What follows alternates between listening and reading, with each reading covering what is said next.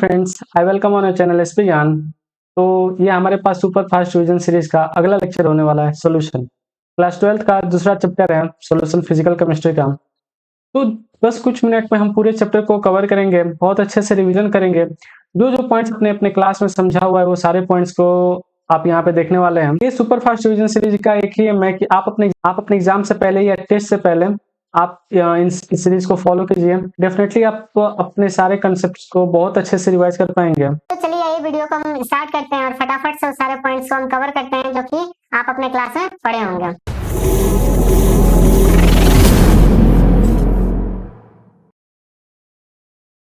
तो सबसे पहले हमारे पास ये पॉइंट है कंसंट्रेशन टर्म्स। जैसा कि आप समझते होंगे मास बाई मास, है ना, मास बाई वॉल्यूम या वॉल्यूम बाई वॉल्यूम। तो ये सब एक्सप्रेशंस कैसे लिखे जाते हैं?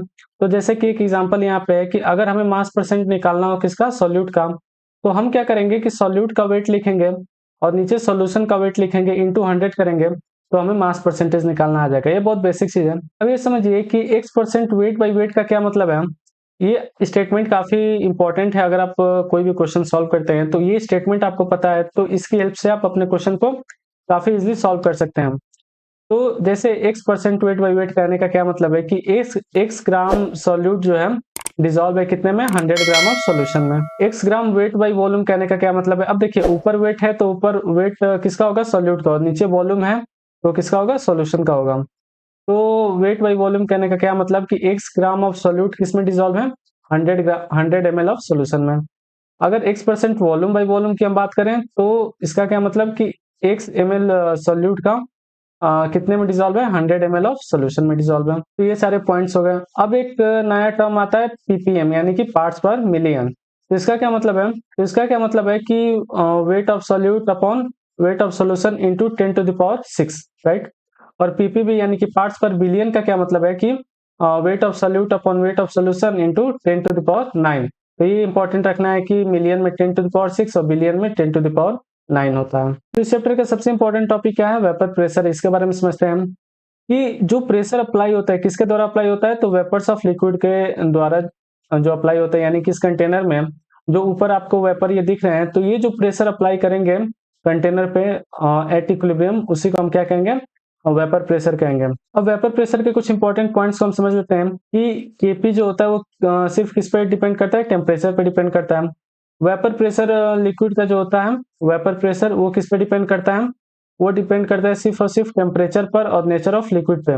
अब यहाँ पे समझने वाली ये बात है कि वेपर प्रेशर लाइक कंटेनर के साइज पे या फिर कितने अमाउंट में लिक्विड ली गई है तो उस पर डिपेंड नहीं करता, ये डिपेंड करता है टेम्परेचर पे एंड नेचर ऑफ लिक्विड पे, राइट। अब एक इंपॉर्टेंट फॉर्मूला यहाँ पे समझ लेते हैं कि जब अलग अलग टेम्परेचर पे, जैसे कि लाइक एक टेम्परेचर हम T1 ले लिए तो उस पर वेपर प्रेशर कुछ और रहा, तो उस समय जो केपी की वैल्यू रही वो KP1 रही, और टेम्परेचर T2 पे जो केपी की वैल्यू हो गई वो KP2 हो गई।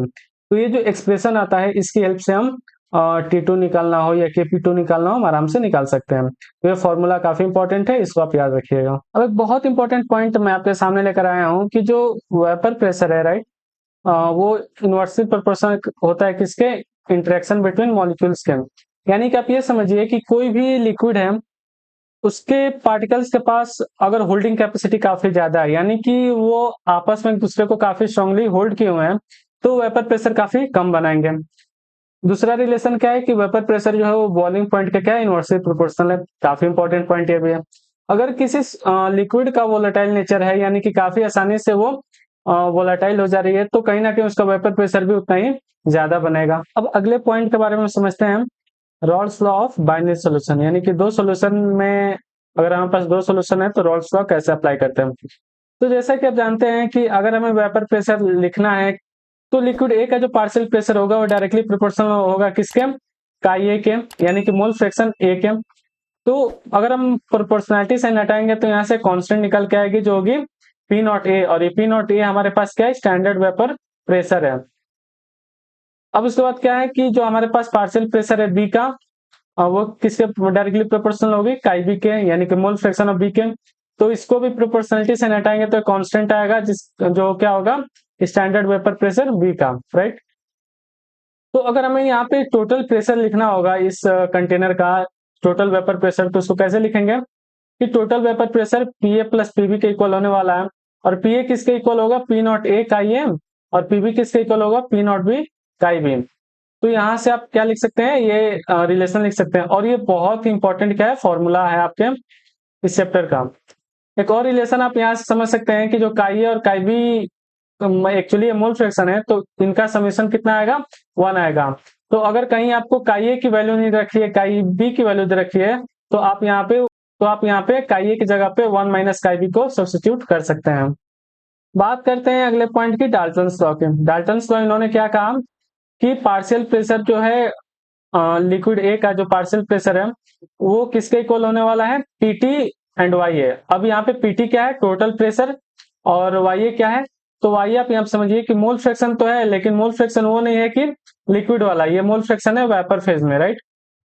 तो डाल्टन्स लॉ के अकॉर्डिंग अगर हमें किसी भी लिक्विड का हमें पार्शियल प्रेशर निकालना हो, तो उसको हम कैसे निकाल सकते हैं कि हम टोटल प्रेशर लिखेंगे, राइट, टोटल प्रेशर लिखेंगे और उसको मल्टीप्लाई करेंगे किसके साथ, तो उसको मल्टीप्लाई करेंगे mole fraction of liquid A in vapour phase. यानी कि हमें मोल फ्रैक्शन लेना है, लेकिन वो भी कौन से फेज में, तो वेपर फेज में, राइट। यहाँ से एक बात निकल के आती है कि पार्शियल प्रेशर तो हम दोनों जगह से निकाल रहे हैं, यानी कि रॉल्स लॉ से भी निकाल रहे हैं और डाल्टन्स लॉ से भी निकाल सकते हैं। तो क्या ये दोनों सेम होती हैं, तो हाँ, दोनों का पार्शियल प्रेशर सेम ही निकलता है। तो आप इसको इक्वेट भी कर सकते हैं कि आप पीछे पढ़ के आए कि पी नॉट ए काई ए की जो वैल्यू है वो पीटी वाई ए की इक्वल होने वाली है। और यहाँ पे काई ए जो है वो क्या है, वो लिक्विड के अंदर मोल फ्रैक्शन है, और यहाँ पे वाई ए जो है वो क्या है, वेपर फेज में मोल फ्रैक्शन है, राइट। तो हम चलते हैं अगले इंपॉर्टेंट टॉपिक की तरफ, ideal and non ideal solution के बारे में, राइट। तो आइडियल सोल्यूशन क्या होता है, तो इसके कुछ पॉइंट्स हैं आइडियल सोल्यूशन के, ये रॉल्स लॉ को फॉलो करता है। अब रॉल्स लॉ को फॉलो करने का क्या मतलब है कि इसका जो टोटल प्रेशर होने वाला है उसको आप कैसे निकाल सकते हैं, तो P not A chi A plus P not B काई बी। तीसरा पॉइंट इसमें क्या है कि ए बी बी और ऑलमोस्ट ए बी। अब इसका क्या मतलब होने वाला है, आप ऐसे समझिए कि एक कंटेनर में एक सॉल्वेंट है ए और एक सॉल्यूट है बी। तो जो सॉल्वेंट ए है उनके पार्टिकल्स के बीच में जो बॉन्डिंग है वो ए है, और सॉल्यूट के पार्टिकल्स के बीच की बॉन्डिंग बी बी है। तो जब हम इन दोनों को मिलाएंगे सॉल्यूट और सॉल्वेंट को, तो हमारे पास एक सॉल्यूशन मिलेगा ए बी। तो ए बी के बीच में भी जो बॉन्डिंग होने वाली है वो ऑलमोस्ट इन दोनों के सेम होने वाली है। तो ये जो फीचर है ये किसमें देखने को मिलेगा, आइडियल सॉल्यूशन में देखने को मिलेगा। चेंज इन वॉल्यूम इसमें क्या होता है, जीरो होता है। यानी कि आप सॉल्वेंट के अंदर सॉल्यूट को अगर आप डिसॉल्व करेंगे तो वॉल्यूम में कोई चेंज नहीं मिलेगा, यानी कि सॉल्यूशन का जो फॉर्मेशन है उसमें वॉल्यूम का कोई चेंज नहीं मिलेगा। इंट्रोपी जो चेंज होने वाली है सॉल्यूशन की, यानी कि हमारे पास सॉल्वेंट है सॉल्यूट है, जब आपस में इन दोनों को मिलाएंगे तो ना ही हीट एब्जॉर्ब होगी ना ही हीट रिलीज होगी, तो इंट्रोपी भी इसका क्या होने वाला है, जीरो होने वाला है। ऑब्वियसली जब सॉल्यूट को सॉल्वेंट के अंदर मिलाएंगे तो इंट्रोपी बढ़ जाने वाली है, तो यहाँ पे इंट्रोपी क्या होगी, पॉजिटिव होगी। तो ये कुछ पॉइंट्स रहे किसके, आइडियल सोल्यूशन के। अब हम बात करते हैं नॉन आइडियल सोल्यूशन के बारे में, ठीक है। तो इसके फीचर्स क्या क्या हैं कि ये रॉल्स लॉ को फॉलो नहीं करता है। अब इसका क्या मतलब कि आप जो टोटल प्रेशर है उसको ऐसे नहीं निकाल सकते कि P not A chi A plus P not B काई बी, आप ऐसे नहीं निकाल सकते। अब यहाँ पे जो नॉट इक्वल टू है इसका क्या मतलब है कि ऑल्दो इससे ग्रेटर हो सकता है या इससे लेस देन हो सकता है, बट इक्वल नहीं होगा। अगर इक्वल हुआ तो फिर आइडियल सोल्यूशन हो जाएगा। तो यहाँ से दो बात निकल के आती है, एक है पॉजिटिव डेविएशन वाले सोल्यूशन और एक है निगेटिव डेविएशन वाले सोल्यूशन। अब इसका क्या मतलब है, तो आइए इसके पॉइंट्स के बारे में समझते हैं। इसका पहला पॉइंट क्या है कि पार्शियल प्रेशर ए का, यानी कि सॉल्वेंट का पार्शियल प्रेशर, सॉल्यूट का पार्शियल प्रेशर, या फिर लिक्विड ए का पार्शियल प्रेशर और लिक्विड बी का पार्शियल प्रेशर, इन दोनों का जो समेशन है वो कम है as compare to total pressure उस सॉल्यूशन का।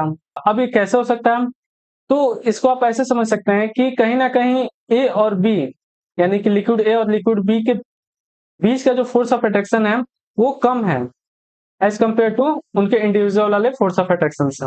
यानी कि आप इसको ऐसे समझ सकते हैं कि लिक्विड ए के अंदर जो पार्टिकल्स के बीच का फोर्स ऑफ अट्रैक्शन है, लिक्विड बी के अंदर जो पार्टिकल्स के बीच फोर्स ऑफ अट्रैक्शन है वो क्या है, वो ज्यादा है। लेकिन जब सॉल्यूशन बना है हमारे पास ए और बी का, तो इनके बीच में जो फोर्स ऑफ अट्रैक्शन है वो क्या है, कम हो गया। इसकी वजह से वेपर्स ज्यादा बन रहे हैं, और वेपर्स ज्यादा बन रहे हैं तो ऑब्वियसली वहां पे क्या होगा, वो पॉजिटिव डेविएशन शो करेगा।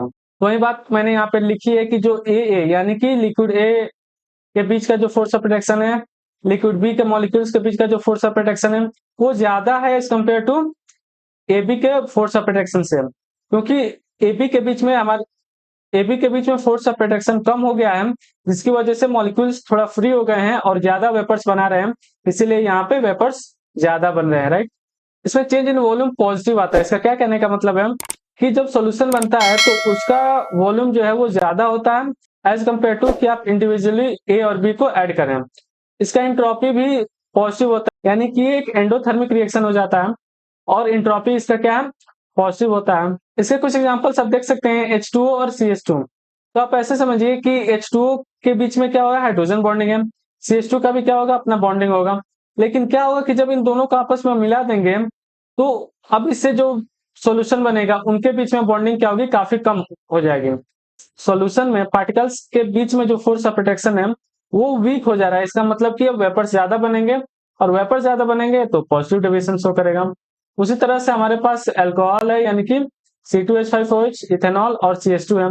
यहाँ पर भी क्या होगा कि जो इथेनॉल है उसके बीच में हाइड्रोजन बॉन्डिंग देखेंगे तो ये फोर्स ऑफ अट्रैक्शन ज्यादा है।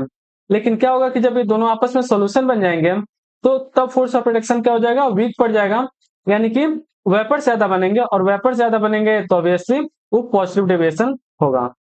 दूसरे पॉइंट के बारे में बात करते हैं, निगेटिव डेविएशन। अभी नेगेटिव डेविएशन में क्या होता है, तो इसको आप ऐसे समझिए कि लिक्विड ए और लिक्विड बी का जो पार्शियल प्रेशर है, इन दोनों का समेशन टोटल पार्शियल प्रेशर से क्या होगा, कम होगा। अब ये कम क्यों होता है, तो आप ऐसे समझिए कि दो लिक्विड हमारे पास हैं ए और बी, इन दोनों के बीच में जो फोर्स ऑफ अट्रैक्शन है, अब जब सोल्यूशन बन गया यानी कि इन दोनों को हमने मिला दिया, तो अब जब सोल्यूशन मिल गया तो उस सोल्यूशन में क्या होगा कि ए और बी होंगे, तो ए और बी के बीच में फोर्स ऑफ अट्रैक्शन ज्यादा हो गया। तो जब फोर्स ऑफ अट्रैक्शन ज्यादा हो गया इसका मतलब कि वो वेपर्स कम बनेंगे और वेपर्स कम बनेंगे तो नेगेटिव डेविएशन शो करेगा। आप एग्जांपल समझिए, जैसे यहाँ पे कि H2O और HNO3 ये दोनों हैं। अब इन दोनों में अपना बॉन्डिंग है, ठीक, लेकिन जब इन दोनों को आपस में हमने मिला दिया तो कहीं ना कहीं एक ऐसा सॉल्यूशन बन गया जिसमें H2O और HNO3 आपस में स्ट्रांगली बॉन्डेड हो गए। तो जब स्ट्रांगली बॉन्डेड हो गए तो अब वहां पे वेपर्स कम बनेंगे और जब वेपर्स कम बनेंगे तो ऑब्वियसली वहां पे निगेटिव डेविएशन होगा। इसमें चेंज इन वॉल्यूम जो है वो निगेटिव आता है, यानी कि इनिशियल वालों का ही वॉल्यूम ज्यादा होगा, जो फाइनल सॉल्यूशन बनेगा तो उसका वॉल्यूम कम होगा। इसका जो डेल्टा एच है यानी कि इंथैल्पी में जो चेंज है वो निगेटिव आता है, यानी कि एक्सोथर्मिक रिएक्शन होती है ये। और डेल्टा एस पॉजिटिव है, ऑब्वियसली इसमें एंट्रोपी क्या होता है, बढ़ता है। एग्जांपल H2O प्लस HNO3 और यहाँ पे क्या H2O प्लस CH3COOH। आइए हम कुछ इंपॉर्टेंट ग्राफ्स के बारे में समझ लेते हैं आइडियल सॉल्यूशन का। और एक है जिसमें पॉजिटिव डेविएशन शो करेंगे और एक है जिसमें वो क्या करेंगे, निगेटिव डेविएशन शो करेंगे। तो अब आप समझिए कि एक हमारे पास ये ग्राफ है, एक्स एक्सिस पे हमने क्या किया, मोल फ्रैक्शन रिप्रेजेंट किया है और वाई एक्सिस पे क्या किया हमने, वेपर प्रेशर लिखा है। यहाँ पे लिक्विड ए का मोल फ्रैक्शन क्या है, कंप्लीट है। यहाँ पे लिक्विड बी का मोल फ्रैक्शन जो है वो 0 है। इस वाले पॉइंट पर क्या है कि ए का जो मोल फ्रैक्शन है वो 0 है और बी का मोल फ्रैक्शन क्या है, 1 है। तो जब वेपर प्रेशर है स्टार्टिंग में, यानी कि इस वाले पॉइंट पे क्या है, सिर्फ ए प्रेजेंट है, बी 0 है, तो सॉल्यूशन में बस उसी का क्या होगा, वेपर प्रेशर प्रेजेंट होगा। और इस वाले पॉइंट पर क्या होगा, बस बी का ही वेपर प्रेशर प्रेजेंट होगा। तो आइडियल सॉल्यूशन कुछ इस तरह से ग्राफ बनेगा। पॉजिटिव डेविएशन में क्या होगा कि पॉजिटिव डेविएशन में क्या होगा कि आइडियल बिहेवियर से क्या होगा, थोड़ा सा ये ग्राफ ऊपर की तरफ शिफ्ट होगा। क्यों शिफ्ट हो गया, क्योंकि पॉजिटिव डेविएशन शो कर रहा है, यानी कि इन दोनों का जो वेपर प्रेशर है वो ज्यादा हो आइडियल से। और इस वाले ग्राफ में क्या है कि निगेटिव डेविएशन शो कर रहा है, यानी कि आइडियल बिहेवियर से क्या होगा, ये नीचे की तरफ इनका ग्राफ बनेगा। अब एक इंपॉर्टेंट पॉइंट हम समझते हैं यहाँ पे, अजियोट्रॉप्स। अजियोट्रॉप्स क्या होते हैं, और ये ऐसा मिक्सचर होता है जिसका कंपोजिशन लिक्विड फेज में भी क्या होता है, सेम होता है, और वेपर फेज में जब भी बनते हैं तो भी कंपोजिशन क्या होता है, सेम होता है। ये एक सिंगल लिक्विड की तरह बिहेव करने लगते हैं जिनका कि एक फिक्स टेम्परेचर हो जाता है बॉइलिंग टेम्परेचर का, यानी कि इन दोनों लिक्विड्स का अपना जो टेम्परेचर है बॉइलिंग टेम्परेचर, उस पर अब ये बॉयल नहीं होंगे, इनका एक अलग टेम्परेचर हो जाएगा जिस पर ये बॉयल होना शुरू करेंगे। हम फ्रैक्शनल डिस्टिलेशन से इन लोग को अलग अलग नहीं कर सकते हैं। क्यों नहीं कर सकते, क्योंकि जब हम हीट करेंगे तो दोनों एक ही साथ क्या होंगे, एक टेम्परेचर पे वेपर बनेंगे। तो इस वजह से हम क्या कर सकते हैं, इनको सेपरेट नहीं कर सकते हैं। तो ये सारे वो पॉइंट्स रहे जिसको कि आप क्या कर सकते हैं, काफी अच्छे से समझ सकते हैं। एग्जाम्पल क्या है, इथेनॉल और वाटर का मिक्सचर है, नाइट्रिक एसिड और वाटर का क्या मिक्सचर है। अब हम समझते हैं कॉलिगेटिव प्रॉपर्टीज के बारे में, यानी कि ये एक ऐसी प्रॉपर्टीज होती हैं जो किस पे डिपेंड करती हैं, ये डिपेंड करती है number of particles of solute पे। यानी कि पार्टिकल का यानी कि सॉल्यूट का कैसा नेचर है, नेचर पे डिपेंड नहीं करती है, ये एक्चुअली उनके नंबर पे डिपेंड करती है, राइट। तो यहाँ पे लिखा है कि does not depend upon does not depend upon nature of solute, यानी कि सॉल्यूट का नेचर पे नहीं, सिर्फ कितने नंबर ऑफ पार्टिकल्स हैं उस पर डिपेंड करती है। एक यहाँ पे कंसेप्ट है वॉन्ट ऑफ फैक्टर का, आपने पढ़ा होगा कि इसको कैसे निकालते हैं कि observed colligative property upon normal colligative property, और इसके ठीक अपोजिट आप मोलर मास में भी आप इसको लिख सकते हैं कि normal molar mass upon observed molar mass, ठीक इसके रेसिप्रोकल होता है वो। अब यहाँ पे दो फॉर्मूले होते हैं, डिसोसिएशन का और एसोसिएशन का। लाइक आप अपने एग्जाम में जब आप क्वेश्चन प्रैक्टिस करेंगे, जब क्वेश्चन प्रैक्टिस करेंगे सोल्यूशन का, तो आप देखेंगे कि बहुत सारे क्वेश्चन इस वाले कंसेप्ट से निकल के आएंगे। लाइक आपको NaCl दे देगा, तो NaCl क्या है, एक NaCl क्या है, आयंस है, तो वो क्या करेंगे, कंप्लीटली टूट जाएगा Na प्लस और Cl माइनस में, तो वहां पे n की वैल्यू क्या हो जाएगी, 2 हो जाएगी, यानी कि दो पार्टिकल्स में टूटा है तो n की वैल्यू 2 हो जाएगी। उसी तरह से जब आप पूरा अपना सिलेबस पढ़ लेंगे तो आप पाएंगे कि जो कोऑर्डिनेशन कंपाउंड्स हैं उनके अंदर जो एग्जांपल्स आते हैं, तो वहां पे n की वैल्यू हमें लिखना पड़ता है ना। जब कॉम्प्लेक्स कंपाउंड देंगे तो वहां पे n की वैल्यू लिखनी होगी, और वहां पे डिग्री ऑफ डिसोसिएशन भी देंगे कि 80% है कि 100% है, तो वहां से आप I निकाल सकते हैं। तो डिसोसिएशन के लिए फॉर्मूला क्या है कि I is equal to 1 minus alpha plus n alpha. और एसोसिएशन के लिए क्या है, एसोसिएशन मतलब क्या, एसोसिएशन में क्या है, जैसे कि आप एग्जांपल लीजिए CH3COOH है, तो उसमें क्या होता है कि वो डाइमर फॉर्म में एग्जिस्ट करते हैं, यानी कि वो एसोसिएट होते हैं, वो जुड़ जाते हैं। तो वहां पे हम n की वैल्यू क्या लिखेंगे, 2 लिखेंगे। तो जितने नंबर ऑफ पार्टिकल्स में एसोसिएट होंगे तो उसको हम n कहते हैं, और यहाँ पे n क्या है, कितने नंबर, कितने वो मॉलिक्यूल कितने पार्टिकल्स में क्या हुआ, डिसोसिएट हो गया। तो इस वाले का फॉर्मूला क्या है, I is equal to 1 minus alpha plus alpha by n हो गया, राइट। इससे तो सबसे खास बात यह है कि इसमें टॉपिक्स कम है और क्वेश्चन उतने हार्ड नहीं बना सकते हैं, जितनी थ्योरी मैं आपके सामने लाया हूँ बस फॉर्मूले इतने ही हैं, अगर इतने भी याद हैं तो आपसे सवाल बनेंगे। लेकिन ये है ना कि लैंग्वेज थोड़ा सा टफ कर देते हैं तो हमें समझ में नहीं आता है कि कैसे सॉल्व करना है। अदरवाइज ये चैप्टर काफी ज्यादा इजी है, इसमें थोड़े बहुत फॉर्मूले अगर उसको आपने याद कर लिया तो आपका काम बन गया। इसमें पहला कोलिगेटिव प्रॉपर्टी हम समझेंगे वो क्या है, relative lowering of vapour pressure, right. यानी कि अगर हमारे पास कोई सॉल्वेंट है, उसके अंदर हमने नॉन वोलेटाइल सॉल्यूट क्या कर दिया, ऐड कर दिया। तो नॉन वोलेटाइल सॉल्यूट कहने का क्या मतलब कि इसका वेपर नहीं बनेगा, राइट। तो जब इस सॉल्यूट के वेपर्स नहीं बनेंगे तो अब किसके वेपर्स बनेंगे, सब, तो अब किसके वेपर्स बनेंगे, सिर्फ और सिर्फ सॉल्वेंट के वेपर बनेंगे।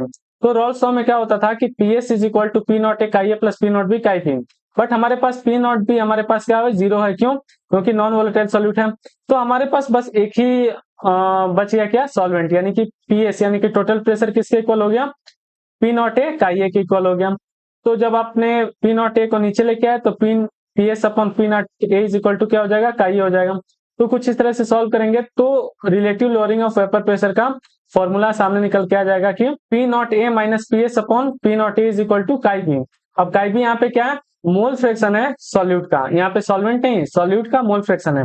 एक पॉइंट यहाँ पे इंपॉर्टेंट है क्या, कि अगर सॉल्यूट हमारे पास काफी ज्यादा डाइल्यूट हो, और या फिर जो सॉल्यूट है वो लेस देन 5% हो, तो हम क्या कर सकते हैं ना कि सॉल्यूट का मोल फ्रैक्शन इग्नोर कर सकते हैं। क्या होता है ना कि जब आप कॉम्प्लेक्स प्रॉब्लम सॉल्व करते हैं ना, तो वहां पे आपको ध्यान देना पड़ता है कि सॉल्यूट काफी कम दिया होता है, तो उसको आप आराम से इग्नोर कर सकते हैं। अगर आप उसको लेंगे तो उससे क्वेश्चन क्या होंगे, काफी ज्यादा टफ बन जाएंगे, तो सॉल्व करना थोड़ा मुश्किल हो जाता है। तो आप जब देखें कि 1% या फिर 0.1% हो, तो आप डेफिनेटली उसको इग्नोर कर दें। तो यहाँ पे क्या होगा कि Na प्लस NB को हम क्या लिख सकते हैं, लगभग Na लिख सकते हैं। तो यहाँ पे P not A minus PS upon P not को हम यहाँ पे क्या लिख सकते हैं, NB upon Na plus NB तो लिखते थे, लेकिन अब यहाँ पे उसको Na लिखेंगे, तो NB अपॉन Na लिख सकते हैं, राइट। अब दूसरा हमारे पास कोलिगेटिव प्रॉपर्टी क्या है, एलिवेशन इन बॉइलिंग पॉइंट। अब इसमें क्या है कि जब हम नॉन वोलेटाइल सॉल्यूट को क्या करते हैं, उसमें ऐड करते हैं, तो वेपर प्रेशर जो होता है वो क्या करता है, डिक्रीज करता है। ऑब्वियसली जितना वेपर बन रहे थे, जब हम उसमें डाल देंगे नॉन वोलेटाइल सॉल्यूट को, वेपर प्रेशर कम बनेंगे, और वेपर प्रेशर का इनवर्सली प्रोपोर्शन होता है क्या, बॉइलिंग पॉइंट। तो बॉइलिंग पॉइंट क्या हो जाएगी, इंक्रीज कर जाएगी। तो जो एलिवेशन है बॉइलिंग पॉइंट में, यानी कि डेल्टा टीबी, वो किसके इक्वल होने वाला है, TS माइनस T नॉट। अब TS क्या है हमारे पास, बॉइलिंग पॉइंट किसका, सॉल्यूशन का, और T नॉट क्या है, बॉइलिंग पॉइंट किसका, सॉल्वेंट का, राइट। जो डेल्टा टीबी है यानी कि एलिवेशन इन बॉइलिंग पॉइंट, वो मोलालिटी के क्या है, डायरेक्टली प्रोपोर्शनल है। तो जब प्रोपोर्शनलिटी का साइन हटाएंगे तो हमारे पास क्या आएगा, एक कांस्टेंट आएगा Kb। अब ये Kb क्या होता है भैया, तो Kb होता है हमारे पास मोलर एलिवेशन कांस्टेंट। कई बार क्या होता है कि आपको ये फॉर्मूला यूज कब करना पड़ जाएगा, आप ध्यान दीजिए कि जब आपके पास कोई ऐसा सॉल्यूट के बारे में डिस्कस किया जाए जो क्या हो, डिसोसिएट हो सके, लाइक NaCl के बारे में बता दिया जाए, या फिर MgCl2 के बारे में बता दिया जाए, तो वहां पे आई आपको लिखना पड़ेगा।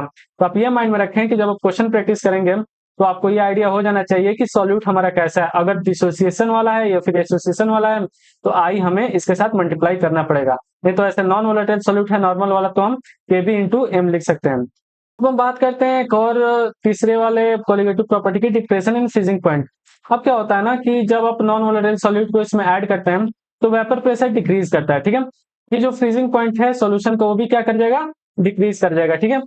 तो जो डिप्रेशन है यानी कि डेल्टा टीएफ जो है वो क्या क्या है, टी नॉट माइनस टीएस के बराबर। टी नॉट क्या है, फ्रीजिंग पॉइंट सॉल्वेंट का, और टीएस क्या है, फ्रीजिंग पॉइंट सॉल्यूशन का, राइट। जो डेल्टा टीएफ है वो डायरेक्टली प्रोपोर्शनल है किसके, मोलालिटी के। अब यहाँ से जब आप इसको हटाएंगे केफ, प्रोपोर्शनलिटी साइन को हटाएंगे तो केफ निकल के आएगा जो कि प्रोपोर्शनलिटी कांस्टेंट होगा। केफ को हम क्या कहते हैं, मोलर डिप्रेशन कांस्टेंट कहते हैं या फिर क्रायोस्कोपिक कांस्टेंट कहते हैं। इसमें भी एक इंपॉर्टेंट बात है जो आपको ध्यान रखनी है कि अगर हमारे पास सॉल्यूट उस तरह का आ गया जिसमें डिसोसिएशन हो या फिर एसोसिएशन हो तो उसमें वांट ऑफ फैक्टर का यूज करना आप ना भूलें। अगर आप यूज नहीं करेंगे तो वो भी आप ऑप्शन में दिया होगा, आप गलत टिक करके आ जाएंगे। तो इनमें यही छोटी छोटी बातों का ध्यान रखना पड़ता है। अब लास्ट जो हमारा कोलिगेटिव प्रॉपर्टी है वो क्या, ऑस्मोटिक प्रेशर। ऑस्मोसिस क्या होता है कि एक ऐसा प्रोसेस जिसमें सॉल्वेंट का फ्लो होता है, कहां से, तो हाई कंसेंट्रेशन ऑफ सॉल्वेंट से लेकर के लो कंसेंट्रेशन ऑफ सॉल्वेंट से। अब यहाँ पे थोड़ा सा कंफ्यूजन होता है आपको कि फिर ये हाई कंसेंट्रेशन क्यों बोल रहे हैं, तो हाई कंसेंट्रेशन में सॉल्वेंट के टर्म में बोल रहा हूँ, यानी कि जहां पे सॉल्वेंट ज्यादा है हाई कंसेंट्रेशन, वहां से क्या होंगे, वो लो कंसेंट्रेशन की तरफ जाएंगे।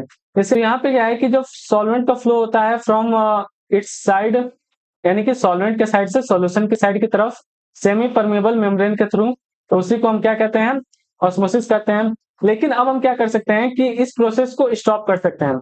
अगर हम क्या करें कि बैक साइड से, है ना, यानी कि सॉल्यूशन के साइड से, बैक साइड से अगर एक्स्ट्रा प्रेशर अप्लाई करें तो जो ऑस्मोसिस का प्रेशर है जो कि स्पॉन्टेनियस हो रहा है उसको रोका जा सकता है। तो वो प्रेशर जिसको अप्लाई करके हम सॉल्वेंट का फ्लो रोक सकते हैं उसी को हम क्या कहते हैं, ऑस्मोटिक प्रेशर कहते हैं, राइट। तो इसी प्रेशर को हम क्या कहते हैं, ऑस्मोटिक प्रेशर कहते हैं। ऑस्मोटिक प्रेशर जो होता है उसको हम रिप्रेजेंट करते हैं पाई से, और pi is equal to CRT. अब यहाँ सीआरटी आराम से याद कर सकते हैं, सी क्या है यहाँ पे, कंसंट्रेशन है। तो अब यहाँ पे जो कंसंट्रेशन है उसको आप कैसे लिखेंगे, तो नंबर ऑफ सॉल्यूट है ना, कितना नंबर ऑफ सॉल्यूट दिया है अपॉन वॉल्यूम उस सॉल्यूशन का, और आरटी से क्या करेंगे, उसको मल्टीप्लाई करेंगे। आप जब एनसीईआरटी रीड करेंगे तो सॉल्यूशन पेपर में तो आपको सारे पॉइंट्स मिलेंगे।